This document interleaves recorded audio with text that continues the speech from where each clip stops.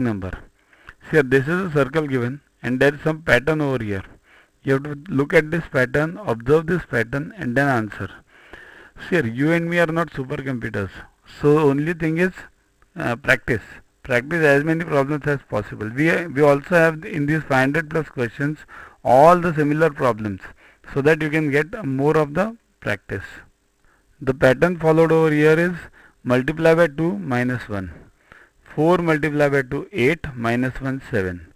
7 multiply by 2 14 minus 1 13. Similarly over here 26 25 50 49. So 49 into 2 98 minus 1 97. So D is the answer.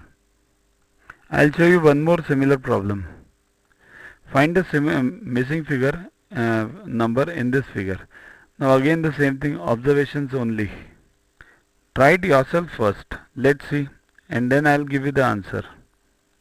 The answer is 3 into 3 plus 4 into 4 equals to 25. Same for 7 and 8, same for 6 and 8. 6 into 6 plus 8 into 8, so 100. So answer is